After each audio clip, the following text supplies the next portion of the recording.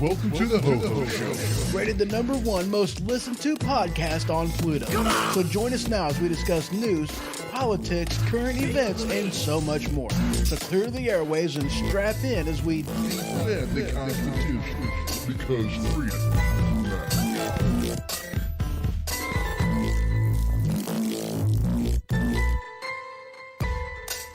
Broadcasting live from the Kata Studio. So welcome to the Ho-Ho Show. And as always, I am your host, Ho-Ho.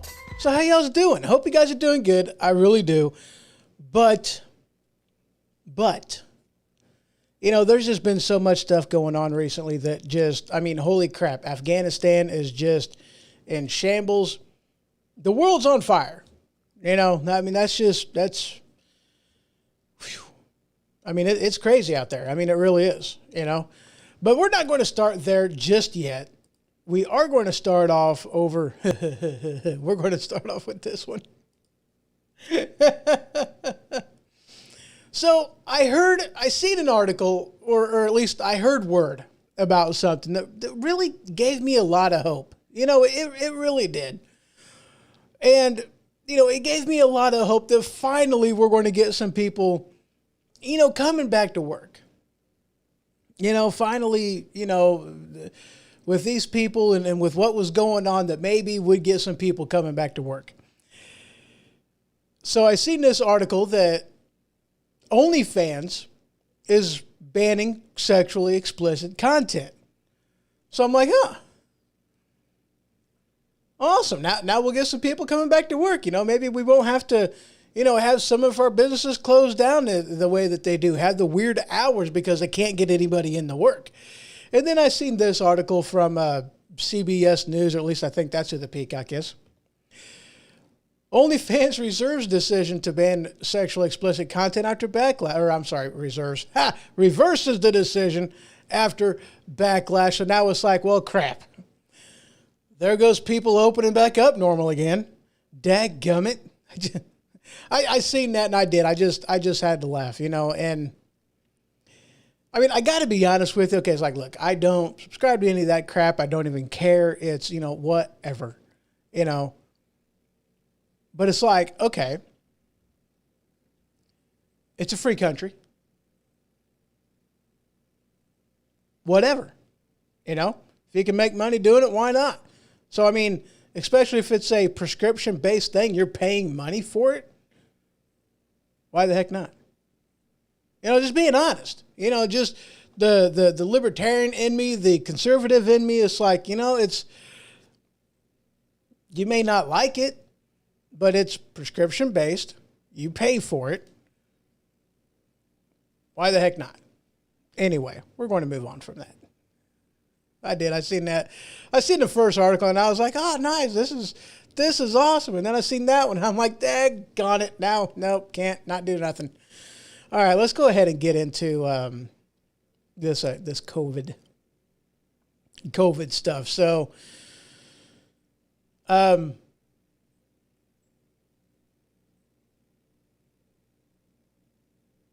cool. Okay, so I seen this article from CBS News, and this one, I got to be honest with you, I wasn't surprised. I wasn't surprised. So the headline says, intelligence community delivers report on the COVID-19 origins to Biden. But here's the thing, though. They really couldn't come up with any answer. It was kind of inconclusive. Why? Because the Chinese government was stonewalling the investigation where they couldn't even figure anything out. The Chinese government was hell-bent on just keeping, no, they wouldn't allow an investigation, nothing in-depth where they can actually find out some information. They wouldn't do it. So, no, they really didn't come up with an answer on that. And what was funny was, stuff that was classified, and we're trying to figure, get that stuff unclassified, be happy to see what those reports say. But it's like, holy crap, Yeah, I mean, I'm not surprised. I'm not surprised. Not surprised at all, And, yeah, I mean, and I've talked about this in previous shows. I mean, I truly do. I think there's something else going on, And there's other people out there that feel the same way. Something is going on. This wasn't by accident, And you hear the adage of, follow the money. Well, from sources and unclassified stuff and from people that have actually done some investigations on it, we already know that money comes back to Fauci. So it's like, okay, where did he get his marching orders from? So it's like, where did he get his marching orders? Where did he get his money? Whatever the case may be, we already know Fauci is at least in that chain of money flowing from Washington to the Wuhan lab in China. We already know this. It's not a question. This isn't conspiracy theory. This is fact. This is fact. Emails confirmed, the whole 9 yards. So I've seen this article too. And this one's from CNN Health. And I know normally I don't use CNN just for the simple fact is, it's like, we all know what CNN is. And we'll actually talk a little bit more about that a little bit later. But we all know what CNN is. We all know that you just can't trust it. We already know this. It's fake news. We know this. It's a propaganda machine for the deep state, for the liberal left. We already know this. And most mainstream media is all the same. So, I mean, it is what it is. But the headline says, Moderna completes submission for full FDA approval of COVID-19 vaccine. Pfizer seeks approval for booster dose. Now, here's the thing, and this is where I was actually kind of curious about this. Okay, so they completed the submission for the full FDA approval. Okay, so how long does that process take? Really, how long does that process take? Are we looking at a year? Are we looking at a week, a month, a day? What? Because right now, and this is kind of what it amounts to. Right now, you have the government knows that they can't necessarily do jack's diddly squat by themselves. They know this, okay? They know they can't do it. So what are they doing? Well, they're encouraging businesses to, as term of you being at that job, your terms of your employment, they're going to add in there that you get a shot. You got to get this experimental vaccine. It's like, well, how in the world are you going to enforce that? That's bogus. You're forcing me to get, it's one, look, I don't agree with this thing by any means, stretch of the imagination whatsoever. Okay. Because if you're under the age of 50, the likelihood of you dying without any type of a comorbid, health risk, compromised immune system, they're extremely low. Like you have over 99% survival rate by getting the COVIDs under the age of 50 without any underlying comorbid health conditions. And as long as you don't have a compromised immune system, you're good. You know, that's not to say you're not going to get sick, because you still can. But the vaccine isn't a vaccine. I mean, if it was, you wouldn't have to get these booster shots. If it was, then it would just be good and you're done, the way the other vaccines that you've taken in your life was. These were vaccines. These that they're giving you now, or they want you to get, they're not vaccines. You know, so, I mean, they are therapeutics. They're meant to help you fight the virus, make you be less symptomatic, but they're not vaccines. They don't keep you from getting the virus, and they don't even keep you from spreading the virus. They don't. I mean, it's been proven. It's been proven. Ineffective. I mean, heck, Moderna, I think, has like a 40% success rate in the age group of... I don't remember the age group of it. All right. But like right now with the approval, it's going to be approved for people 18 and older. And let's see, it looks like Pfizer and BioNTech announced that they have begun submitting data for full FDA approval of a third dose of their vaccine. So, yeah. But I still haven't heard anything that they are actually fully approved. None of them are. Not a single one of them. Not Pfizer, not Johnson & Johnson, not Moderna. You know, none of these things have full FDA approval. And so that's the thing. It's like, you know, and this is one of the things that angers me about this, you know, about the mask mandates, is because, look, you know, we have the science is in, okay? If you want to wear a mask that is actually going to protect yourself, then get a mask that's going to protect yourself, okay? Get a full freaking face shield with the respirator on it, you know, the whole 9 yards. Now, here's the thing. You're going to be spending a buttload of money keeping that thing up to par because, you know, those canisters, you know, the filtration canisters, they're only good for so long. That's it. You know, but if you really want to protect yourself, then protect yourself. You know, them wanting you to wear a cloth mask that they know doesn't do anything. You know, the N95 mask that they know doesn't do anything. It's ridiculous. You know, it's a form of control. It's just to push people into compliance. That's all it amounts to. It's to take away your identity to get you to comply with an order. That's all it is. They're forcing their weight around, and that's it. You know, again, I'm not going to say that masks don't help, because absolutely they do. The right mask helps. These junk masks that most people are wearing, they don't do anything, and they know this.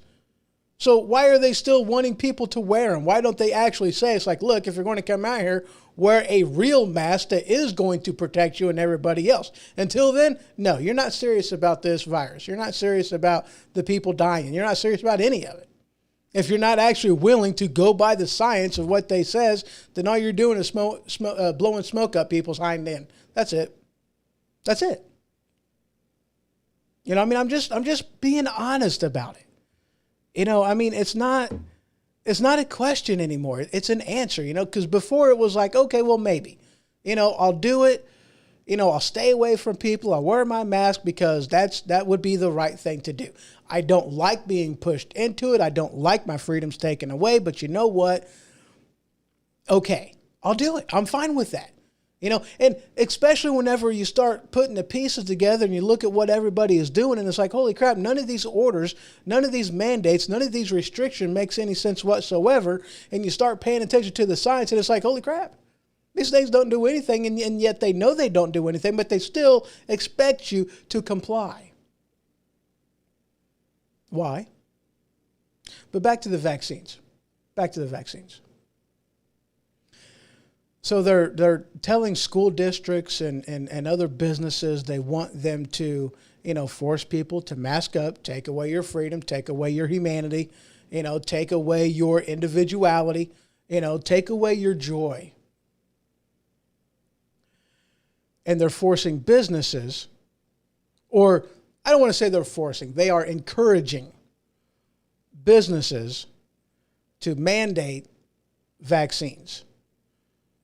But yet, even still, it's like, dude, you're telling me you want me to take an experimental, and I'm not going to call it a vaccine, it's an experimental therapeutic that my immune system, according to science, the ones whom we're supposed to believe all the time, according to science, has at best, like what, a 70% effective rate? In the very beginning, they're like, oh, it's got a 90% effective rate. It's like, well, or a 95, I think, was the highest in the very beginning of it, but it's like now it's Moderna's down to like 40%. One of them is like 70 something percent, but that's still at a lower percentage than most people out there. Now, again, if you have a compromised immune system, then fine. Get the vaccine. If you got comorbid health conditions, then fine. Get the therapeutic. Get it. If you are over the age of 50, then go ahead, get the therapeutic. I got nothing against that. But at the same time, they don't know the side effects. They don't know what's going on. They do have a lot of recorded stuff going on. But the thing is, though, you're taking these therapeutics at your own risk. Something happens, what are you going to do? Who are you going to call? You might as well call Ghostbusters, because that's as good as it's going to get. Because you're not going to be able to get any type of aid. You can't sue Moderna, Pfizer, Johnson & Johnson. You can't sue them because they're not liable for anything that happens to people, up to and including death. Any issue you have, medical issue you have after taking these vaccines, doesn't matter. You're out in the cold. You just kiss your butt goodbye, because there ain't nothing you can do about it. You can't call, you can't call the government. You can't sue them. They're not legally liable. They're not, they have not. See, they're careful how they word things. They tell you they encourage you to get it, but they're, and they may even talk about wanting mandates, this, that, and the other, but they're not flat, absolutely demanding.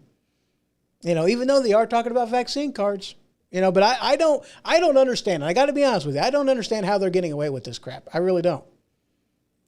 Because when I tell you what, if my company actually demands a vaccine, then, well, I'm not going to be there. I'm done. It's not going to happen. I'm not taking a vaccine, especially after I've already had the virus.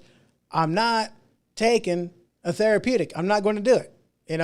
What good is it going to do me? None. I have an immune system, which is better than the immunity that you get from the therapeutic. It's better. They know this. In fact, getting the shot actually has negative side effects, even more so to you if you've had the virus, if you haven't had the virus. And they already know this. It confuses your body. It doesn't know how to, it doesn't know how to do it. It's like trying to operate a computer with two different operating systems on it. It just doesn't work. It confuses your computer. You got to do something, because it's not just going to work. And I'm not even talking about setting up a virtual machine. No virtual machine. Same hard drive, whole 9 yards. Having a Linux-based operating system and a Windows on it, it ain't going to work. It ain't going to work. But that's what you're doing to your body, and they're expecting it to work. It ain't going to work. Negative. It's going negative. It ain't going good. What I'm waiting for is for people to actually sue somebody. And I'm assuming that the only thing you can do, because you can't sue Pfizer, you can't sue Johnson & Johnson, you can't sue Moderna, can't sue the federal government. So if you work out at Walmart and they demand as for your employment, they update, your terms of employment, and they throw getting the jab in there, who you going to call? You know, who are you going to sue? It's like you are forcing me, coercion, to take an experimental drug that scientifically may or may not help me as part of my employment, and you are going to terminate my employment if I do not get it, if I don't agree to your threats. I mean, that's what we're looking at, though. That's what we're looking at. All right, let me get back into here. I know I had something. Oh, yeah. Yep. See, I think there was some stuff down in here in the bottom that I threw in here. No, I don't even care about that. All right, guys, we're going to go ahead and take a quick break. When we get back, we're going to start in on this whole pullout. We're going to start in on the Taliban over in Afghanistan. We're going to talk about a lot of different things. All right, guys, so let's see. Let me go ahead and find a song I can play. I don't want to play that one. Yeah, let's play that one. That'll work. All right, guys, just a minute, and I'll be right back.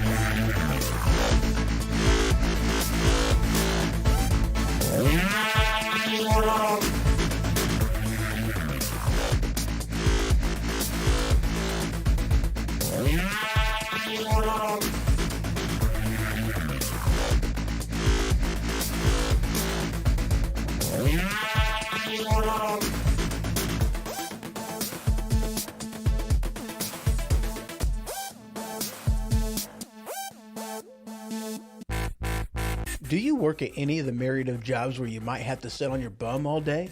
Well, if so, maybe you know what it's like to suffer from the condition known as swamp ass. Well, if so, have I got the solution for you? Anti-monkey butt powder. That's right. Anti-monkey butt powder. You can use it indoors, outdoors, work or play, or on any occasion when you sit on your bum all day. Don't let your buns get red. Use anti-monkey butt powder instead. Available wherever anti-friction powder is sold. All right, and we are back. So, we are talking about now the pullout, the absolute shift show that is going on over there. And guys, I just want to tell you that it's bad. Okay? It's bad. And we'll get into that here in a little bit. First, we're going to start off talking about Trump's plan on the pullout, because right now it seems like everybody wants to blame Trump. Okay? Everybody wants to blame Trump. I mean, are you surprised? Absolutely not. Of course you're not surprised, because this is the playbook that the Democrat left always seems to do. Blame the other guy. Don't take credit for the mistake yourself. Blame the other guy. But here's the thing, and I've had this argument with people, and people just don't want to listen. They're too lazy to actually look stuff up on their own. But the original pullout that Trump agreed to that we was going to have the troops out by May 1st, 2021. So this new date wasn't even part of Trump's deal. And also, he sat down with the Taliban. He sat down with them and he was like, look, this is what we're going to do. This is how we're going to do it.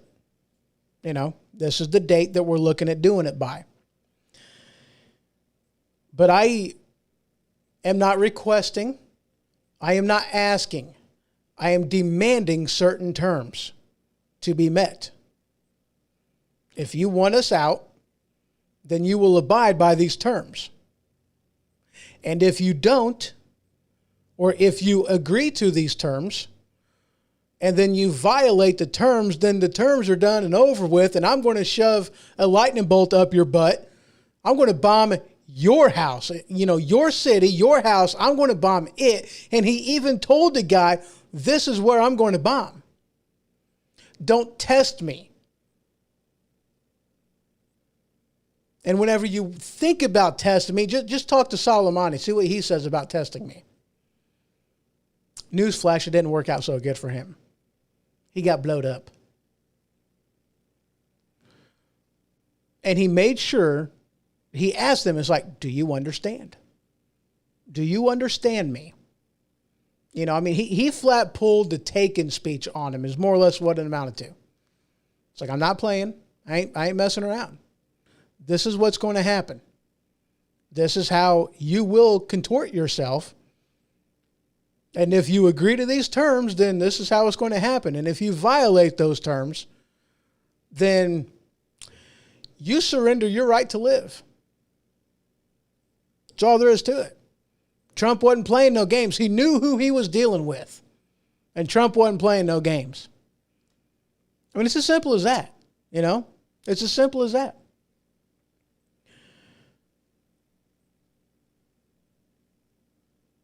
He was speaking from a place of authority and from a place of power. He didn't ask. He told. This is how it's going to be. See, that's the only thing these people recognize is power and authority. They don't respond to anything else. They don't respond to begging. They don't respond to that. They respond to power and authority. That's what Trump had. That's how Trump operated. And they knew that Trump was going to follow through with his word. Why? Because he demonstrated enough. He didn't draw a red line in Syria. And then, once that red line was crossed, he just shook his finger at him and said, I told you not to cross that red line. Now you do it again and bad things are going to happen. That's what Biden did. That's what Obama did. Didn't really work out so good. Crossed that red line. What happened? Nothing. Well, Trump wasn't going to take his cue from somebody who failed in his foreign leadership arena and in foreign relations. He wasn't going to do that.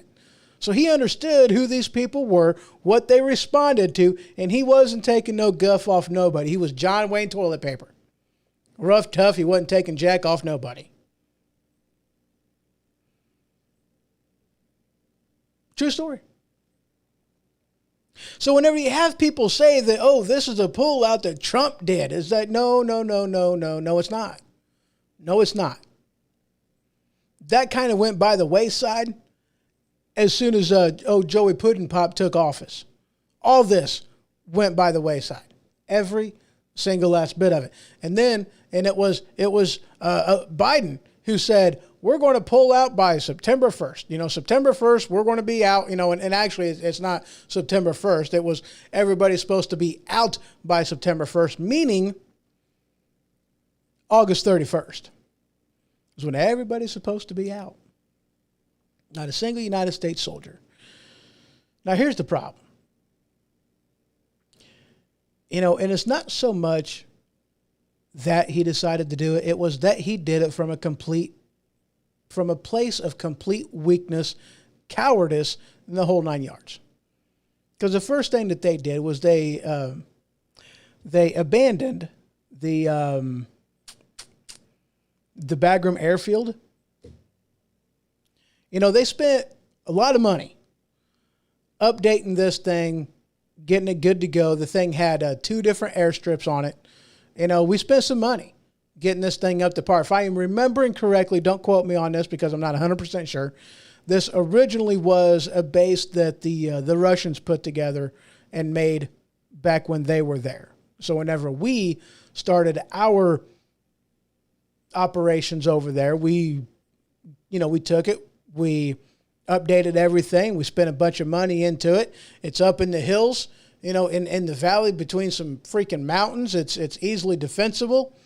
2 airstrips. It was good to go. It was a great place to have as a military base. All right, Bagram Airfield. Good place. So what did we do? We started our evacuation. I wouldn't call it an evacuation. We started that after the Taliban had already started marching across Afghanistan, heading to Kabul. We pulled out under the cover of darkness, leaving behind, holy crap, amount of weaponry. MRAPs, Humvees, bomb-resistant, grenade-resistant vehicles, more than just MRAPs. We left behind helicopters. We left behind, I'm surprised we didn't leave behind tanks. I mean, holy crap, we left behind, M4s and M16s and who knows how many rounds of ammunition. We left behind a bunch of crap. Now, I mean, granted, all right. And I had this question a while back ago, and I was listening to another podcaster, Hutch Bailey Jr. You guys may have heard of him. And one of the things that he said, because he's former military as well, one of the things that he said is they used to, because this was a question I had, was, did they leave these things fully operational, fully functional, just hoping that these Taliban are too stupid to use the equipment that we were just leaving there for them to have, or did we actually disable them in some way, shape, or form? Throw a grenade in the stinking thing. We'll get to there. We'll get to there. Throw a grenade in the stinking thing. Take our, communications out of them, our radios out of them, any other, technology that we had in there. Take all of that stuff out of there, cut some wires, pull some distributor caps, do whatever we needed to do, pour some sugar in the gas tank to make some cotton candy. What did we do to render this equipment useless?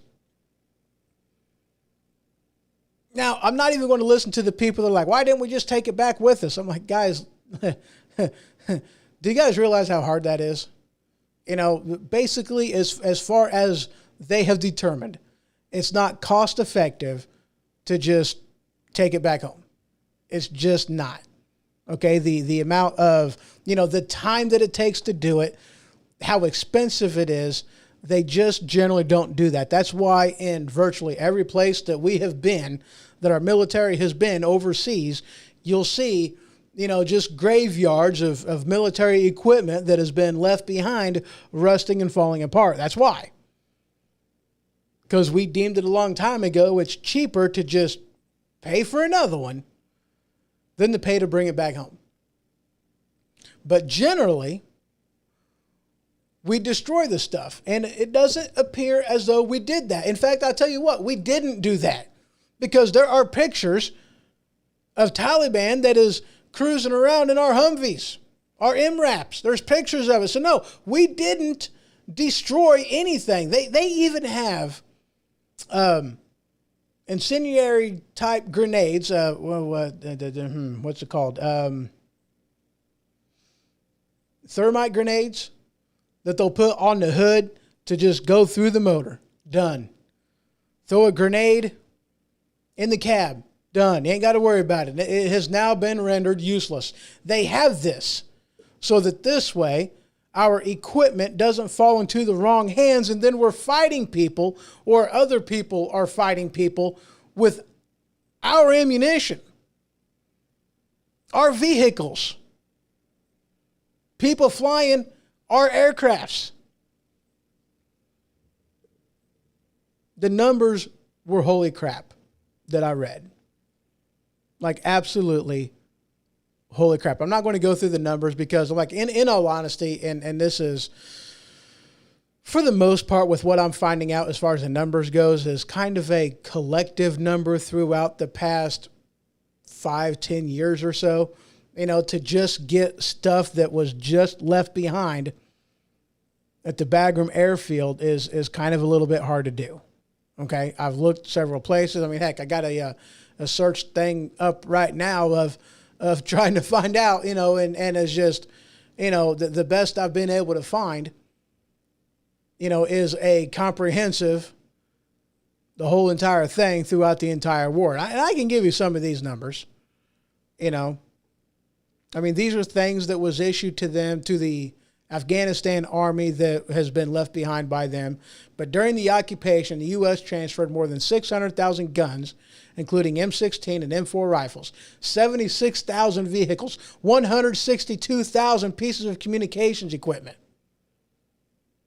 And this thing breaks it down per year.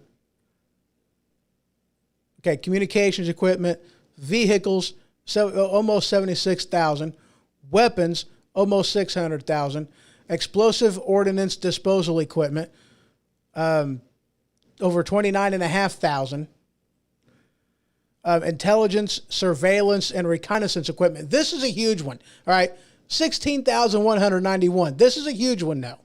All right, this is huge. We basically own the night. Our military does, okay? We own the night. You guys have seen, whatever.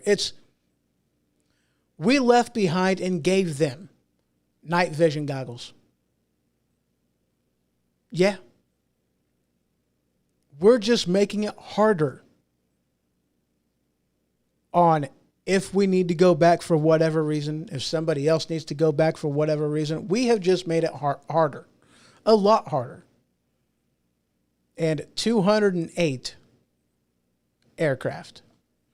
And most of those were sent, almost 60 of them, 59 actually, in 2011. 59. 50 in 2012. 32 in 2013. 13 in 2014. 10 in 2015. And 3 in 2016. That's how far this goes back. It only goes back to 2016. Not 18, not 19, not 20. So we don't have all those numbers. 2003 to 2016 is what this list shows. Let me go ahead and let you guys take a look at this. Here you go. And of course you guys can find all this on my Flipboard page. So if you guys just head on over to thehoshow.com, you'll see that newsfeed tab at the upper right-hand portion of the screen. And there you can click on the magazine, and this is in there, I promise you. All the articles that I will be talking about on the show. So yeah, it's crazy what's been going on, okay? And so the pullout. Basically is what it amounted to, guys. We did this whole thing backwards. We started getting rid of U.S. troops first. Abandoned the airfield in the middle of the night. And what was crazy was, I mean, do you actually expect me to believe? Now, I'm talking about this, the interview, or the speech that he gave, and he was asked by a reporter, it's like, hey, why did we give up the Bagram Airfield base and went to Kabul? It just makes more sense to have kept the Air Force base instead of going to Kabul and only having one airstrip over there. One airstrip as compared to two. One. But he was like, oh, no. Our intelligence officers, they said that it just makes more sense to go to Kabul, that the Bagram Airfield is just not a good defensive position. It's not strategic enough. It's just not going to be worth our while. Wait, what? You mean to tell me that you are going to have an easier time defending and securing the Kabul airport that is open all the way around it, right there in the middle of the city? You don't know who's good. You don't know who's bad. You can't identify anybody. You mean to tell me it's easier to defend that than a military airfield in a valley, surrounded by mountains. It's kind of up in the mountains itself, you know, that is secure, that does have defense in place already. You mean to tell me that it's better to do that? I mean, if anything, why not have your base of operations in Bagram Airfield, and then, you know, in the case of needing to evacuate people out of the Kabul airport, then you go over there with a helicopter, pick up as many as you can, and just keep doing that for a while. Doesn't that make more sense? I'm a stupid civilian, and I know that makes more sense. But these are the things that they keep saying about what's going on over there. Now, here's the thing, okay? The numbers that they're talking about, that, you know, of everybody that they've been getting out, I've been hearing under pretty good authority that these numbers are just absolutely crap. One of the things that they have been stating is, you know, with the Americans that are still over there, you know, the number that they want to say, which was absolutely hilarious whenever he said it. It's pathetic, it's stupid, it's ignorant, but I had to laugh. The precise estimation, the precise estimate that we have, it's like, wait a second. This is not compute, okay? I mean, is this like a jumbo shrimp type of thing? Is this the kind of oxymoron you're trying to pull on me? Because precision means dead on accurate. Right there, they know how many is in there. Precise, that's what precision is. Estimate. Well, that's a range of numbers. It's not an exact number, it's a range. So which is it, man? Do you know precise numbers, or are you just speaking out your hind end because you really don't know? You know, now, and here's the thing, guys. We've already been hearing this going on already. They're already doing it. We knew it was going to happen. We shouldn't be surprised about any of this. But already you have the Biden White House, the Biden administration, blaming U.S. citizens for being left behind. And they're going to get left behind. Because we have, according to their precise numbers, 1,500 Americans that they believe is still in the country. 1,500. From sources that I've been hearing from, that number is closer to 15,000 that's still left in the country. There's been reports that people have had their, you know, phones just getting taken away from them, getting destroyed by Taliban and ISIS. We'll just say Taliban, getting destroyed from them. Okay.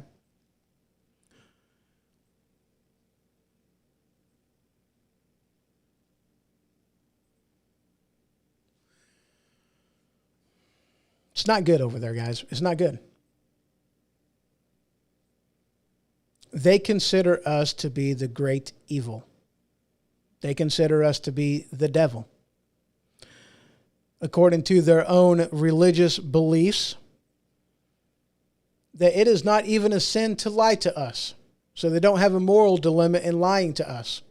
According to the extremist beliefs, their religion, that they are supposed to hunt us down, track us down, and kill us. So they don't have a moral dilemma that they are wrestling with.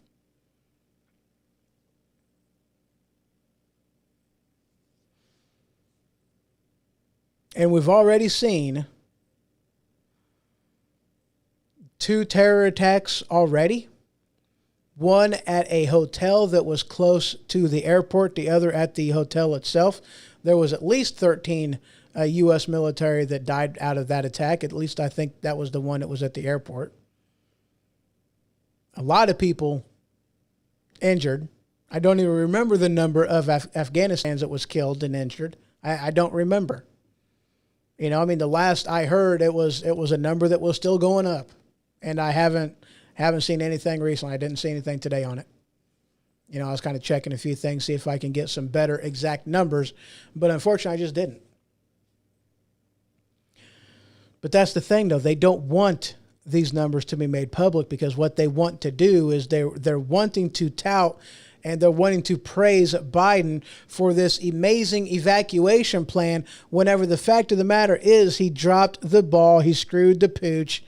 He is, he's going to, the blood is on his hands. That's all there is to it. The blood's on his hands. His choices, whether it be his choices or not, he is still the commander-in-chief. I don't care if it was Kamala Harris that is the one that gave the final marching orders. I don't care if Biden had to delegate, or somebody in his administration delegated the decision-making to somebody else. He's still the commander-in-chief. He's still the head honcho. He's still the head of the snake. He's still the head of the bear, whatever you want to call the thing, the head of the lion. I don't care. It doesn't matter. He's still the head. He's the head honcho. He's the one that all information had to come to him, and any order to do anything basically had to come from him. This is his plan. This ain't Trump's. It's bottom line. His plan, not Trump's.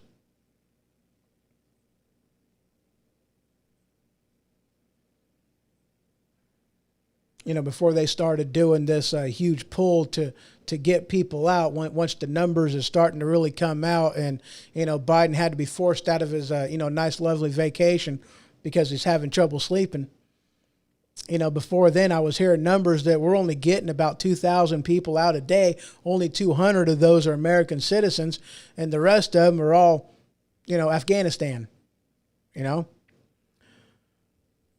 Upwards of like 300,000 people's already been taken out of there, and who knows where they're going.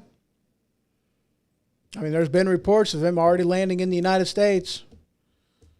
Instead of just keeping them over there, instead of just, having them go to another country that has a custom and a belief structure like their own, no, let's bring them to America. That's another thing I don't get, and why? This is, okay, now I've heard all kinds of amazing things that has been going on, okay, with people that have been operating outside the chain of command, people that have been, they're taking this under their own desire, want, necessity. They're getting that gut feeling this is what we need to do. That, a lot of great things have been happening. A lot of people have been getting saved. I'm kind of scrolling down. I'm looking for an article that at the moment I'm not seeing. I'm not seeing it. Not seeing it. Where's it at? Where's it at? Where's it at? Maybe I didn't put it in here. Maybe I didn't put it in here. Yeah. So it looks like I did not put it in here. Let me go back to the top real quick, because I'm actually kind of curious now, because if I didn't put it in here, I really need to go through after the show and make sure it gets put in here. But at the moment, I am not seeing it in here at all. And we still got quite a few different articles to get through, guys. We are definitely not done yet. But let me just...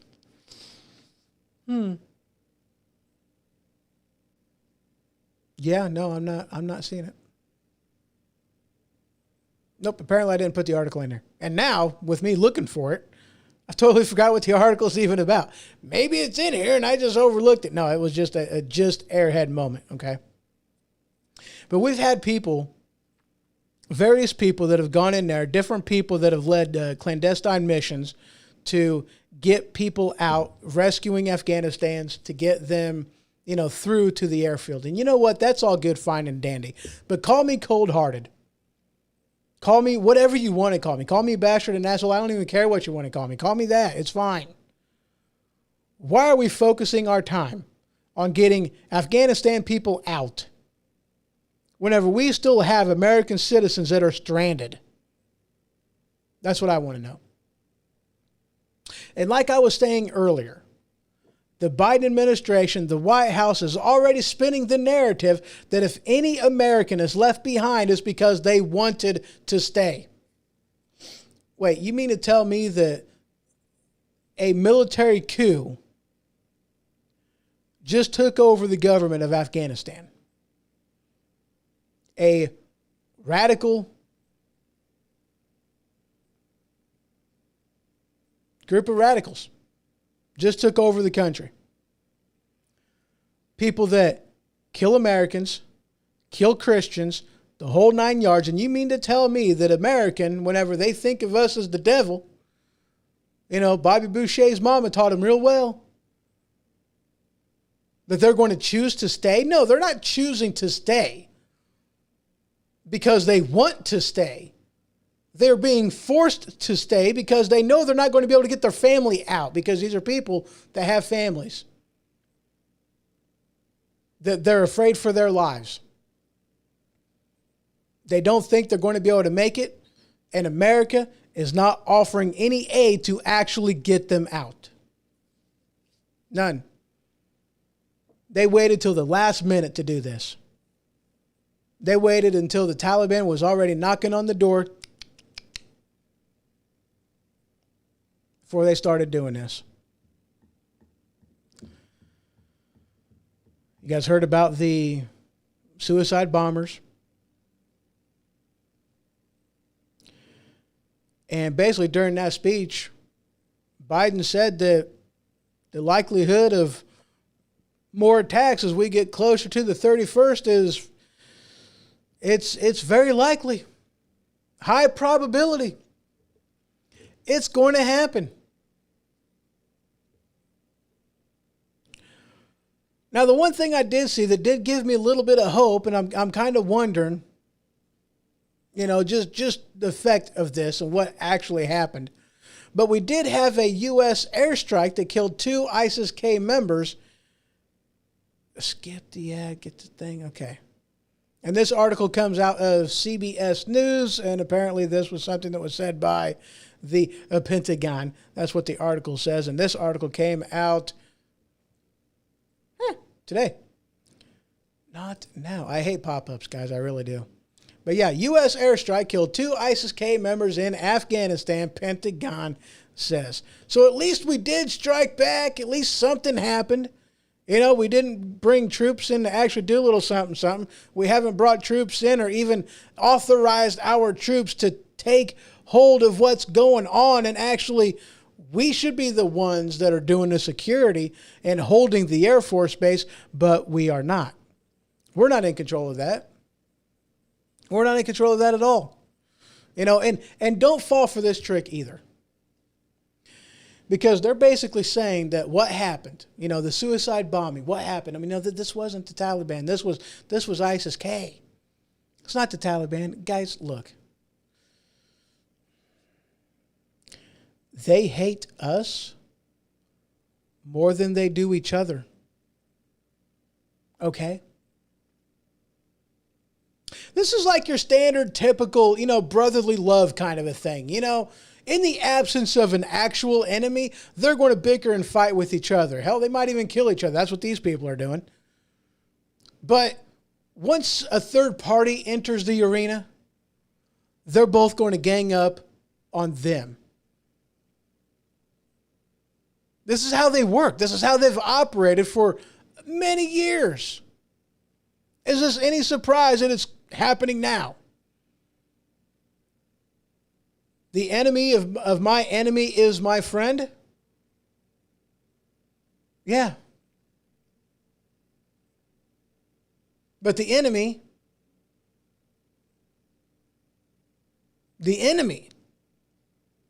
is the U.S.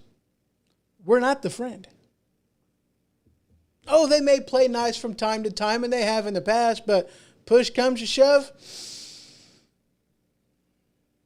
Don't expect this to be a nice, glorious thing. But like I was saying earlier, guys, they're already gearing up to blame us because they know there is absolutely no way in hell that they're getting all of the Americans out of the country, let alone the Afghanistans who they think for some reason that they should.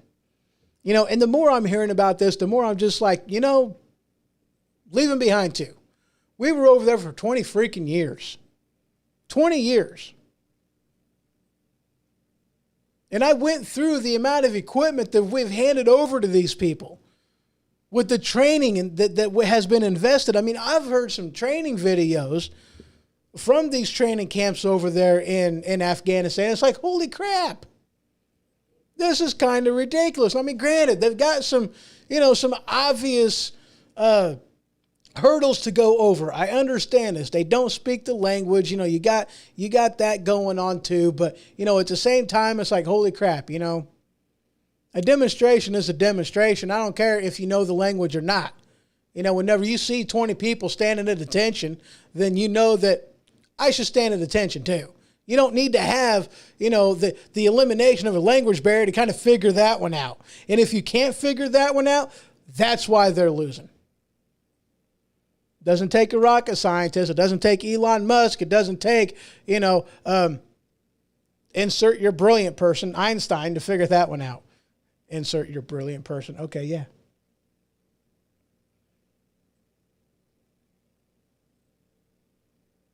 Okay, I got to let you guys see this. This is funny. Are you ready?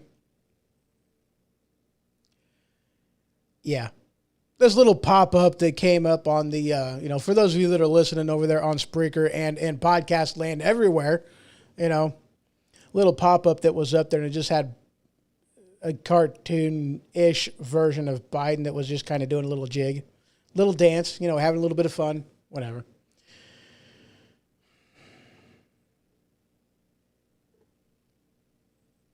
So they're blaming the people that are left behind for being left behind, for being abandoned. They're blaming them. Why? Because they don't want to take responsibility of themselves. They don't want to acknowledge that they did a bad thing. And they're not going to own up to it. They're not going to do anything of the sort. People are calling for Biden's resignation. And this one is a kicker. And he even, okay, let's put it this way. He did the whole plausible deniability thing because there are reports that America gave the Taliban, Libyan, basically the names of U.S. citizens that are still in the country. A hit list, if you will. It's like, why would we do that? Why would we do that? Why would we give a list of Americans still left in their country? Why would we give them that? He at least acknowledged that it happens. He doesn't really, he can't say that it happened. He does know it happened. He doesn't know who did it. He doesn't know why they did it. He didn't necessarily give the order, but the order must have been given. He's not even really sure. He played the roundabout, we'll circle back to that type of thing on it. Didn't give an answer. You thought the next time he circled back to it, maybe he'd give an answer. Nope. He passed it on by again. Didn't give an answer. What in the world were they thinking on giving the names of U.S. citizens that were still stranded in the country? I don't even know. Now, they want to spin this as a, it's like, hey, well, they're the ones that have control of the airport. They're the ones that we need to talk to about, saying, hey, here's the person that we want to cross the border. So whenever they get here, just let them come on past. Let them come on in. That's what they're saying is going on. Is that, that's not how you do this. That's not how you do this. This isn't how, negotiations work. This isn't how you take care of a criminal. This is how we're doing it, though. I mean, really, what the heck were they thinking on that one? Again, I'm not in the military. I'm a borderline idiot. And I know that's a bad idea. That makes no sense whatsoever. What in the world? I don't get it. There is no accountability. There is none. Now, he is saying that There's going to be some more airstrikes. They're going to keep on airstriking and doing this, that, and the other. But, at the same time, if all you're doing is taking out a pawn, why are you spending however much money it makes or however much money it takes to take out a pawn whenever you can take out the leader? Take out somebody that's actually worthwhile. Who cares if you're taking out this person whenever he's at the bottom of the barrel? You didn't actually do anything. They can get, 20 other people to do the exact same thing that he just got done doing and probably more. Hey, we want to make you an offer you can't refuse. Oh, yeah, what's that? 70 virgins. Yeah, okay, I'm in. It's not why would it's like, really? That's what they're doing now. It's like, who cares if you took out a pawn? So, that's where my question is on this. Okay, with this drone strike, took out a leader. Okay, fine. Was he a leader of one, or was he a leader of none? Was he a leader of 100? How many people did he lead? Where was he on the hierarchy? Where was he on the power pyramid? Was it a worthwhile kill? I don't know.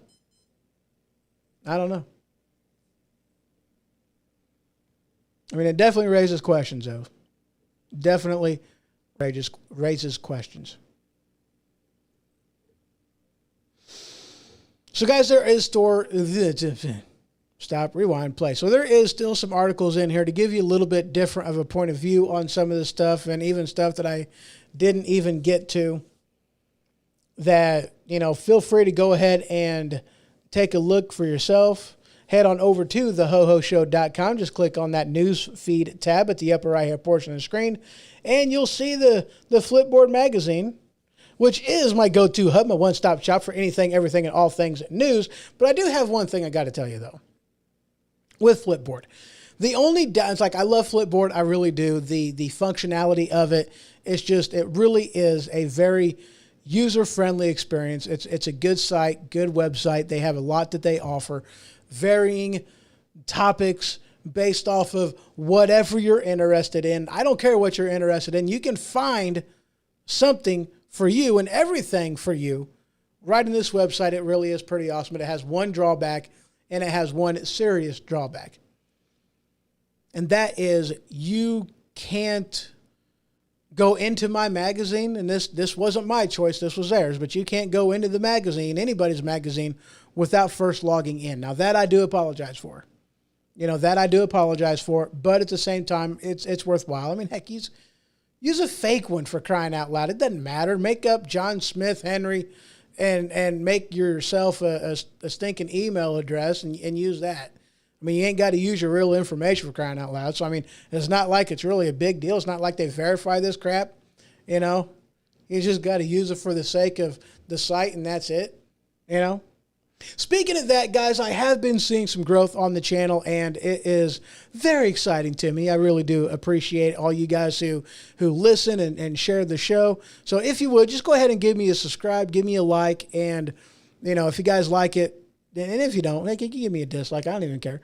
Leave me a review. So that is all I got for y'all today. Have a great one. Good night. Nope. Good night, sleep tight, and if the bed bugs bite, well then, by golly, bite them back. This has been The Ho-Ho Show. For more information, you can head to thehohoshow.com, and for the merchandise store, you can head on over to stinkpickle.com. That is stinkpikle.com. Until next time.